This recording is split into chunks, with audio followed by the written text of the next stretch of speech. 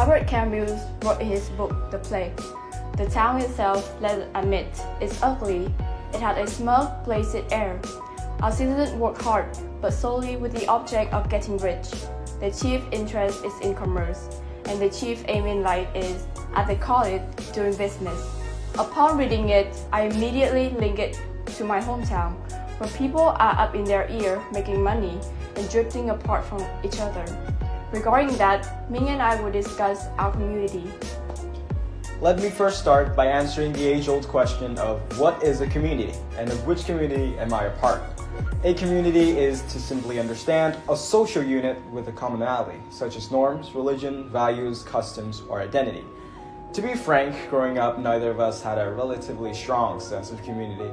I'd go so far as to say none at all. We were both born in the small town of Laokai, a land not too overpopulated as to be called crowded, and not so underpopulated to be regarded as destitute.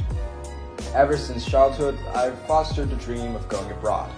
Seeing the world beyond the horizons, I wanted to strive to spread my wings on lands I'd only dared to dream of before. Through a rose-tinted prism, I saw other countries around me as an apparatus of perfect lifestyle, completely disregarding the values of my home country and my local community. I saw no potential in life here, and neither did I nurture an intention to stay. And as for myself, I saw my small town as one without life, without excitement, activities, and overall just plain boring.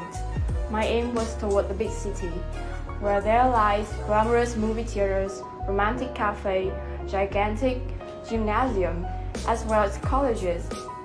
I felt as if I were trapped in a mundane community, and I felt like if I had a chance to live here, I would never look back. As I grew up, however, I found my perspective shift into one of appreciation. I came to love how tight-knitted the people in our community were, despite how small the community itself seemed.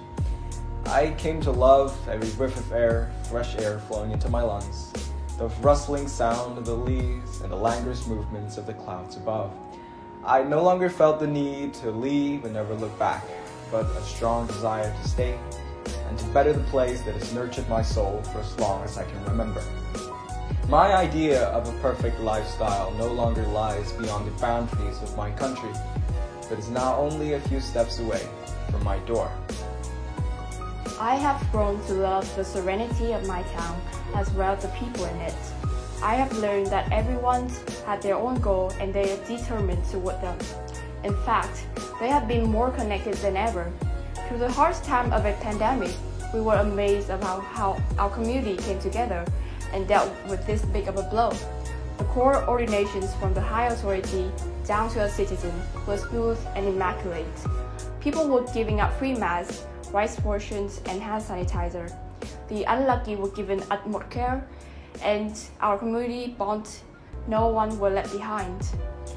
So, unlike in the plague, where the epidemic ravished the entire town as a consequence of a complete ignorance and selfishness of both the authorities and the citizens, our story of the epidemic takes on a brighter and more responsible approach. From that point onwards, we no longer affiliate Albert Camus' description of his town to ours, but now we've created one of our own. Our community is a place in which we bear a sense of pride, and from which no one is excluded and all is welcome to call home. Thank you for listening.